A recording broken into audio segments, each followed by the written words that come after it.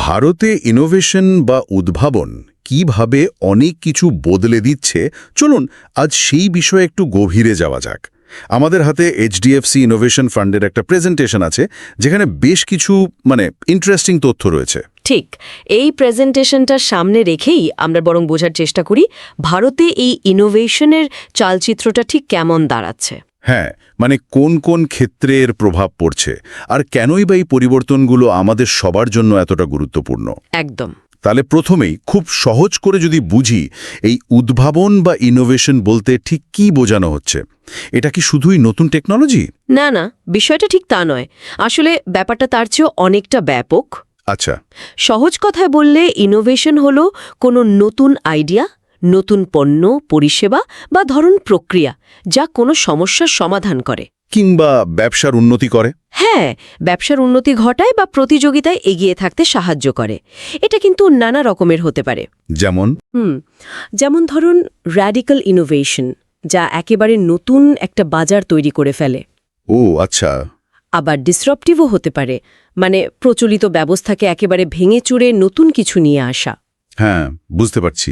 অথবা ইনক্রিমেন্টালও হতে পারে, ছোট ছোট কিন্তু বেশ গুরুত্বপূর্ণ উন্নতি আর কি। যেমন ধরুন আর্থিক পরিষেবা বা ফিন্যান্সিয়াল সার্ভিসেস, এখানেই তো চোখের সামনে অনেক কিছু বদলে গেল। ঠিক তাই। একটা দারুণ ব্যাপার হচ্ছে গিয়ে সাধারণ মানুষের শেয়ার বাজারে সরাসরি লগ্নি করার ঝোঁকটা কি ভীষণ বেড়েছে। হ্যাঁ, সেটা তো দেখতেই পাচ্ছি। ফিনটেক ব্রোকিং প্ল্যাটফর্মগুলোর মার্কেট শেয়ার দেখুন, ডিসেম্বর 20 থেকে এপ্রিল 25-এর মধ্যে প্রায় দ্বিগুণ হয়ে গেছে। বলেন কি, প্রায় দ্বিগুণ? হ্যাঁ, আবার দেখুন অনলাইনে জীবন বীমার পলিসি বিক্রি FY19 থেকে FY25-এর মধ্যে প্রায় 14 গুণ বেড়েছে। 14 গুণ? বিরাট ব্যাপার। আর যেমন ধরুন, যদি ফিনান্সিয়াল সার্ভিসের কথা ভাবি, ইউপিআই, এটা তো আমাদের টাকা লেনদেনের পুরো অভ্যাসটাই পাল্টে দিয়েছে, তাই না? একদম দারুণ উদাহরণ। প্রেজেন্টেশনে দেখছিলাম একটা বড় সরকারি ব্যাংকের ক্ষেত্রে ফিজিক্যাল চ্যানেলে লেনদেন, শাখায় গিয়ে, সেটা 2016 সালে ছিল প্রায় 23.2%। হ্যাঁ। আর অনুমান করা হচ্ছে 2025 সাল নাগাদ সেটা কমে দাঁড়াবে মাত্র 1.8%। ভাবা যায়? ঠিক। আর উল্টো দিকে ডিজিটাল লেনদেনের মধ্যে এই ইউপিআইয়ের শেয়ার হয়ে যাবে প্রায় 90% কাছাকাছি। অবিশ্বাস্য। আর শুধু লেনদেন সহজ করা নয়, কিন্তু এই ইউপিআই অর্থনীতিকে অনেক বেশি ফর্মাল করার দিকেও ঠেলে দিচ্ছে। সেটা একটা গুরুত্বপূর্ণ দিক। আচ্ছা, আরেকটা জিনিস খুব চোখে পড়ছে আজকাল, কুইক কমার্স। হ্যাঁ, 10-15 মিনিটে বাড়ির দরজায় ডেলিভারি। ভাবাই যেত না আগে। এটাও কিন্তু শুধু টেকনোলজি নয়, একটা দারুণ বিজনেস মডেল ইনোভেশন। ঠিক। হিসাব বলছে এই কুইক কমার্স বাজারের যে গ্রস মার্চেন্ডাইজ ভ্যালু বা জিএমভি, মোট বিক্রির পরিমাণ, সেটা FY24-এর $3.3 বিলিয়ন থেকে বেড়ে FY27 নাগার $17.5 বিলিয়ন হতে পারে। প্রায় 6 গুণ বৃদ্ধি। তার গ্রাহকদের চাহিদা আর বাজারের চরিত্র দুটোই খুব দ্রুত পাল্টাচ্ছে। একদম। প্রেজেন্টেশনে ডিফেন্স সেক্টরেরও একটা উদাহরণ চোখে পড়ল, বেশ ইন্টারেস্টিং, কস্ট ইনোভেশন নিয়ে। হ্যাঁ, ভারতের নিজস্ব লাইট কমব্যাট হেলিকপ্টার বা LCH এর কথা বলা হয়েছে। দেখুন এর পারফরমেন্স, যেমন ধরুন সার্ভিস সিলিং বা রেঞ্জ, হ্যাঁ, সেটা আমেরিকার অ্যাপাচি হেলিকপ্টারের প্রায় সমতুল্য, কিন্তু দাম প্রায় অর্ধেক। তাই নাকি? কতটা ফারাক? যেখানে অ্যাপাচির দাম পড়ছে প্রায় $40 থেকে $54 মিলিয়ন, সেখানে আমাদের LCH এর দাম $20 থেকে $24 মিলিয়ন মধ্যে। বাহ, এটা কিভাবে সম্ভব হলো? এটা সম্ভব হয়েছে মূলত আমাদের দেশীয় গবেষণা ও উন্নয়ন, R&Dর ওপর জোর দেওয়ার ফলে। তার শুধু কম খরচ নয়, এর হলো প্রতিরক্ষা খাতে ভারত আরও আত্মনির্ভর হয়ে উঠছে। অবশ্যই, এবং ভবিষ্যতে হয়তো রপ্তানির বাজারেও একটা বড় ভূমিকা নিতে পারে। এই যে ইনোভেশনের উপর এত জোর দেওয়া, এর প্রভাব কি আমরা বিশ্বজুড়েই দেখতে পাই? কোম্পানি বা দেশের পারফরমেন্সে এর কোনো ছাপ পড়ে? হ্যাঁ, অবশ্যই পড়ে। প্রেজেন্টেশনে দেখুন আমেরিকার ম্যাগনিফিসেন্ট 7 বলে যে কোম্পানিগুলো আছে, হ্যাঁ, টেক জায়ান্টগুলো, তাদের উদাহরণ দেওয়া হয়েছে। দেখা যাচ্ছে গত 20 বছরে 2004 থেকে 2024 এদের শেয়ার প্রতি আয় বা ইপিএস প্রায় 48 গুণ বেড়েছে। 48 গুণ? হ্যাঁ, যেখানে S&P 500 ইন্ডেক্সের গড় বৃদ্ধি হয়েছে মাত্র 3 গুণ। বিশাল তফাৎ। অবশ্যই বাজারের অন্যান্য ফ্যাক্টরও কাজ করে, অস্বীকার করার উপায় নেই, কিন্তু ইনোভেশন যে একটা বিরাট চালিকা শক্তি তাই ডেটা থেকে বেশ স্পষ্ট বোঝা যায়। তাহলে ভারতে এই যে একটা ইনোভেশনের জোয়ার দেখছি আমরা, এর পেছনের মূল কারণগুলো কি? এত কিছু একসঙ্গে ঘটছে কি করে? দেখুন, এর পেছনে আসলে বেশ কয়েকটা কারণ একযোগে কাজ করছে। প্রথমত, আমাদের একটা বিশাল আর খুবই দক্ষ ট্যালেন্ট পুল আছে। হ্যাঁ, সেটা তো বটেই। যেমন ধরুন, ভারত এখন বিশ্বে দ্বিতীয় বৃহত্তম এআই আর এমএল ট্যালেন্টের দেশ, মানে আর্টিফিশিয়াল ইন্টেলিজেন্স আর মেশিন লার্নিং। দারুণ ব্যাপার। প্রযুক্তিগত শিক্ষায় পাশ করা ছেলেমেয়ের সংখ্যা বাড়ছে, তার সাথে সরকারি নীতি, যেমন ধরুন অটল ইনোভেশন মিশন বা এই যে পিএলআই স্কিমগুলো এসেছে, যা ভারতে ম্যানুফ্যাকচারিং বা উৎপাদন বাড়াতে সাহায্য করছে, এগুলোর একটা ভূমিকা আছে। আর ডিজিটাল পরিকাঠামো? ঠিক ধরেছেন, খুব শক্তিশালী একটা ডিজিটাল পাবলিক ইনফ্রাস্ট্রাকচার তৈরি হয়েছে। আধার, ইউপিআই, ওএনডিসি, এই প্ল্যাটফর্মগুলো একটা ভিত তৈরি করে দিয়েছে। ওএনডিসিটা কি? Open network for digital commerce. হ্যাঁ, যা ডিজিটাল কমার্সের জন্য একটা খোলা নেটওয়ার্ক তৈরি করছে। আর হ্যাঁ, স্টার্টআপগুলোর জন্য ফান্ডিং পাওয়াটাও আগের চেয়ে অনেক সহজ হয়েছে। পরিস্থিতিতে দাঁড়িয়ে ভারতের যে উদ্ভাবনী পরিকাঠামো বা ইকোসিস্টেম, সেটা কতটা তৈরি বলে মনে হয়? দেখুন, ভারত কিন্তু বেশ ভালো জায়গায় উঠে এসছে। গ্লোবাল ইনোভেশন ইন্ডেক্সে দেখুন না, 2015 সালে ভারত ছিল 81 নম্বরে, 2024-এ সেটা 39। এটা কিন্তু বিরাট লাভ। হ্যাঁ, অনেকটাই উন্নতি। যদিও মাথাপিছু আয়ের হিসেবে দেখলে উন্নতির সুযোগ এখনও অনেক, মানে পোটেনশিয়ালটা বিশাল। ইউনিকর্ন মানে ওই $100 কোটি বেশি মূল্যের স্টার্টআপ, হ্যাঁ, তার সংখ্যায় ভারত এখন বিশ্বের তৃতীয়। জেনারেটিভ এআই এর মতো একদম নতুন প্রযুক্তিতেও ফান্ডিং, পেটেন্ট, স্টার্টআপ সব দিক থেকেই বেশ ভালো জায়গায় আছে। এর পেছনের কারণটা কি? আমাদের প্রতিভা, নাকি সরকারি সাহায্য, নাকি অন্য কিছু? আমার মনে হয় দুটোই। একদিকে যেমন ভারতে এএমআইএল, ক্লাউডের মতো বিষয়ে দক্ষ কর্মীর সংখ্যা বিশাল, ঠিক। অন্যদিকে পারচেজিং পাওয়ার প্যারিটির হিসাবে দেখলে বেতনের পার্থক্যটাও উন্নত দেশগুলোর তুলনায় বেশ কম। প্রতি বছর প্রচুর স্টেম গ্র্যাজুয়েট বেরোচ্ছে। হ্যাঁ, আমাদের ট্যালেন্ট পুলটা তো বিশাল। অবশ্যই। আবার দেখুন, ভেঞ্চার ক্যাপিটাল ফান্ডিং বাড়ছে, স্টার্টআপগুলোর জন্য আইপিওর পথ আগের থেকে সহজ হয়েছে। এর সাথে যোগ হয়েছে আধার, ইউপিআই, ওএনডিসির মতো ডিজিটাল পাবলিক ইনফ্রাস্ট্রাকচার। এগুলো স্টার্টআপদের বেড়ে উঠতে খুব সাহায্য করছে। আর সরকারি উদ্যোগগুলো তো আছেই। যেমন ধরুন অটল ইনোভেশন মিশন, যেটা স্কুল কলেজে উদ্ভাবনী মানসিকতা তৈরিতে সাহায্য করছে, বা পিএলআই স্কিম, যা স্থানীয় উৎপাদনে উৎসাহ দিচ্ছে। স্টার্টআপ ইন্ডিয়া সিড হান স্কিম আছে, আরও অনেক কিছুই আছে। আচ্ছা, এবার যদি একটু ভবিষ্যতের দিকে তাকাই, কোন ক্ষেত্রগুলোতে উদ্ভাবনের সুযোগ সবচেয়ে বেশি বলে মনে হচ্ছে? কয়েকটা ক্ষেত্র তো খুবই সম্ভাবনাময় লাগছে, যেমন এনার্জি সেক্টর, সৌরশক্তি, ব্যাটারি স্টোরেজ, গ্রিন হাইড্রোজেন। এগুলোর খরচ কমছে, ব্যবহার বাড়ছে। এনার্জি ট্রানজিশন তো খুব জরুরি। একদম। তারপর ধরুন ইলেকট্রনিক্স উৎপাদন, এখানে সরকার চাইছে আমদানি নির্ভরতা কমাতে, তাই এখানেও অনেক সুযোগ তৈরি হচ্ছে। স্বাস্থ্যসেবা, নতুন ওষুধ গবেষণা মানে ফার্মাসিউটিক্যালসে আর&ডি, আর হেলথ টেকের বাজারও খুব দ্রুত বাড়ছে। হ্যাঁ, হেলথ টেক তো কোভিডের পর থেকে আরও বেশি প্রাসঙ্গিক। ঠিক। আর অবশ্যই আইটি ও ডিজিটাল জগৎ, সফটওয়্যার অ্যাজ এ সার্ভিস বা স্যাস, ডিজিটাল বিজ্ঞাপন, অনলাইন কেনাকাটা, ফুড ডেলিভারি, এগুলোর বৃদ্ধি তো আমরা দেখতেই পাচ্ছি। তাহলে এদের বিনিয়োগের কৌশলটা ঠিক কী রকম? ওই প্রেজেন্টেশন অনুযায়ী মনে হচ্ছে মূল পোর্টফোলিওর একটা বড় অংশ, মানে অন্তত 80% ইকুইটি বা ইকুইটি সংক্রান্ত জিনিসে রাখা হবে। হ্যাঁ, ঠিক তাই। আর সেটা করা হবে এই ইনোভেটিভ কোম্পানিগুলোতেই।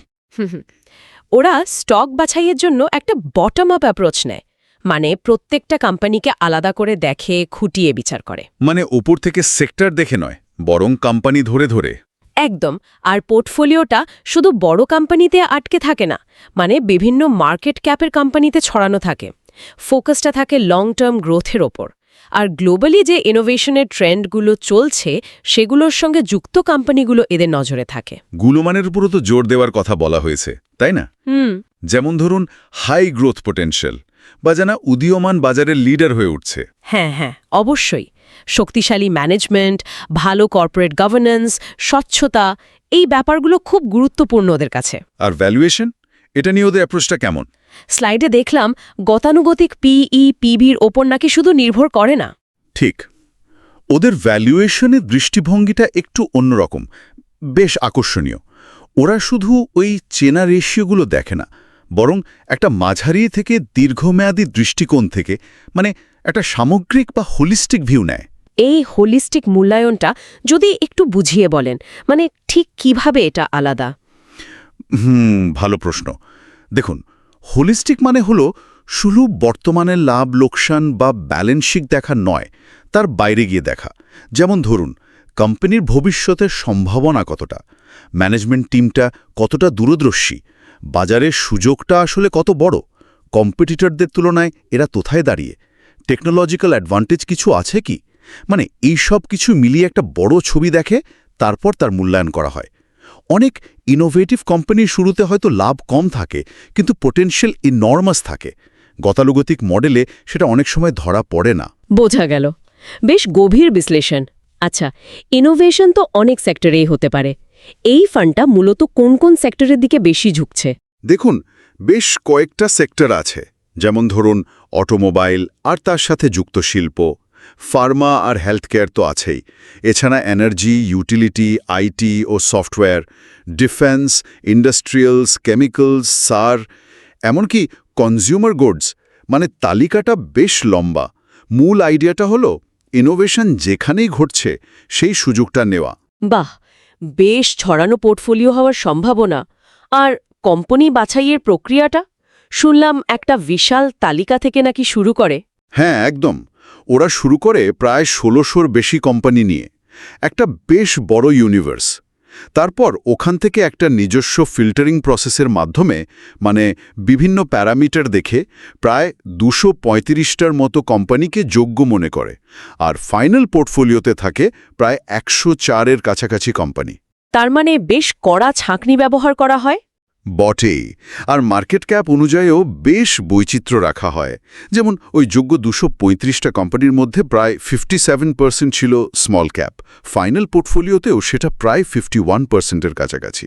মানে স্মল ক্যাপের উপর বেশ ভালো ফোকাস আছে, কারণ অনেক নতুন আইডিয়া তো ওখান থেকেই আসে। ঠিক। তাহলে যদি একটু গুছিয়ে বলি, এই ফান্ডে বিনিয়োগ করার মূল কারণগুলো কি কি হতে পারে? দেখুন, প্রথমত ভারতের বাজারে যে নতুন নতুন প্রোডাক্ট, প্রসেস বা বিজনেস মডেল আসছে, সেগুলোর গ্রোথ স্টোরিতে অংশ নেওয়ার একটা সুযোগ। দ্বিতীয়ত, ইন্ডিয়ার ইকোনমিক গ্রোথ তো হচ্ছেই, আর ইনোভেশন সেটার একটা বড় চালিকা শক্তি, তো সেই গ্রোথে অংশ নেওয়া। তৃতীয়ত, বিভিন্ন মার্কেট ক্যাপ আর সেক্টরের ডাইভার্সিফিকেশন, যেটা লং টার্মে ভালো হতে পারে। চতুর্থত, ওদের কোম্পানি বাছাইয়ের একটা নির্দিষ্ট যুক্তিযুক্ত পদ্ধতি আছে। আর পঞ্চমত, অবশ্যই এইচডিএফসি মিউচুয়াল ফান্ডের ২৫ বছরের অভিজ্ঞতা আর তাদের রিসার্চ টিমের দক্ষতা, এটাও একটা বড় ফ্যাক্টর। ওই প্রেজেন্টেশনে একটা ইন্টারেস্টিং পয়েন্ট ছিল। বলা হচ্ছে ইনোভেটিভ কোম্পানিগুলো নাকি হাই গ্রোথের কারণে একটু বেশি ভ্যালুয়েশন প্রিমিয়াম পায়। একটা উদাহরণও ছিল কুইক কমার্স প্ল্যাটফর্মের ৩ বছরে 69% CAGR। এটা কি একটু ঝুঁকিপূর্ণ শোনায় না? প্রিমিয়াম ভ্যালুয়েশন মানেই তো। হ্যাঁ, এটা একটা গুরুত্বপূর্ণ দিক। ঠিকই যে হাই গ্রোথ এক্সপেকটেশনের জন্য ভ্যালুয়েশন অনেক সময় একটু বেশি মনে হতে পারে, কিন্তু এখানেই ওই হোলিস্টিক অ্যাপ্রোচটা কাজে লাগে। ফান্ড ম্যানেজাররা বোঝার চেষ্টা করেন যে এই প্রিমিয়ামটা কি যুক্তিসঙ্গত, মানে ভবিষ্যতের গ্রোথ কি এই ভ্যালুয়েশনকে জাস্টিফাই করছে। ইনোভেশন তো শুধু নতুন কিছু নয়, এটা ইকোনমিক ভ্যালু তৈরি করে, মার্কেট লিডারশিপ তৈরি করে। আর ভারতে এখন ইনোভেশনের জন্য পরিবেশটাও তো কিন্তু বেশ ভালো। একটা এন্ট্রোপ্রেনিউরিয়াল কালচার তৈরি হয়েছে, ট্যালেন্ট পুল আছে, ফান্ডিংয়ের সুযোগ বাড়ছে, সরকারও ডিজিটাল ইন্ডিয়ার মতো উদ্যোগ নিয়ে পরিকাঠামো তৈরি করছে। এই সব মিলিয়ে একটা পজিটিভ ইকোসিস্টেম আছে। বুঝলাম, কিন্তু ঝুঁকিগুলোও তো একেবারে উড়িয়ে দেওয়া যায় না, তাই না? যেমন ধরুন, দেশের অর্থনীতির গতি যদি কমে যায় বা ভেঞ্চার ক্যাপিটাল ফান্ডিং যদি শুকিয়ে আসে, সরকারি নীতির পরিবর্তনও তো প্রভাব ফেলতে পারে। অবশ্যই ঝুঁকি আছে, কোনো বিনিয়োগই তো ঝুঁকি ছাড়া হয় না। ইকোনমিক স্লোডাউন একটা ঝুঁকি, ফান্ডিং পাওয়াটা কঠিন হয়ে যাওয়াটাও একটা ঝুঁকি, রেগুলেটরি বা পলিসি চেঞ্জও প্রভাব ফেলতে পারে। এগুলো মাথায় রাখতেই হবে। তবে এর বিপরীতে কিছু পজিটিভ দিকও দেখতে হবে। যেমন ভারতের ম্যাক্রো ইকোনমিক ফান্ডামেন্টালস এখনও বেশ শক্তিশালী। ভেঞ্চার ক্যাপিটাল বা প্রাইভেট ইকুইটি ফান্ডিং কিন্তু গত কয়েক বছরে বেশ বেড়েছে। সরকারও মেক ইন ইন্ডিয়া, স্টার্টআপ ইন্ডিয়ার মতন উদ্যোগের মাধ্যমে ইনোভেশনকে সাপোর্ট করছে। আর গ্লোবাল কনটেক্সটেও ভারতের ফান্ডিং বা ট্যালেন্টের অবস্থা কিন্তু খারাপ নয়। তাই ঝুঁকি আছে, কিন্তু তার সাথে সম্ভাবনার দিকটাও দেখতে হবে। আচ্ছা, ফান্ডের কিছু বেসিক তথ্য তাহলে জেনে রাখা ভালো। এটা তো একটা ওপেন এন্ডেড স্কিম। হ্যাঁ, এটা একটা ওপেন এন্ডেড ইকুইটি স্কিম, মানে বিনিয়োগকারীরা যখন খুশি ঢুকতে বা বেরোতে পারবেন, অবশ্যই নির্দিষ্ট নিয়ম মেনে। মূল উদ্দেশ্য হল দীর্ঘমেয়াদী ক্যাপিটাল অ্যাপ্রিসিয়েশন বা মূলধন বৃদ্ধি। এর পারফরম্যান্স তুলনা করা হবে Nifty 500 total Returns index TRI এর সাথে। এটাই এর বেঞ্চমার্ক। আর ফান্ড ম্যানেজার হলেন মিস্টার অমিত সিনহা। তাহলে সংক্ষেপে বলতে গেলে HDFC ইনোভেশন ফান্ড চেষ্টা করছে ভারতের সেই সব কোম্পানিকে খুঁজে বের করতে যারা ইনোভেশনের মাধ্যমে এগিয়ে যাচ্ছে বা লাভবান হচ্ছে। একদম ঠিক।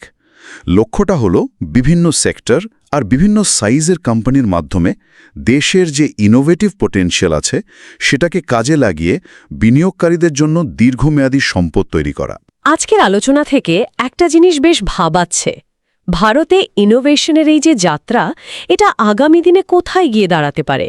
আর আমরা মানে সাধারণ বিনিয়োগকারীরা নিজেরা কিভাবে ভবিষ্যতের সম্ভাব্য ইনোভেটিভ কোম্পানি বা সেক্টরগুলোকে আগে থেকে চেনার চেষ্টা করতে পারি? এটা নিয়ে হয়তো আমাদের সবারই আরও একটু ভাবার দরকার।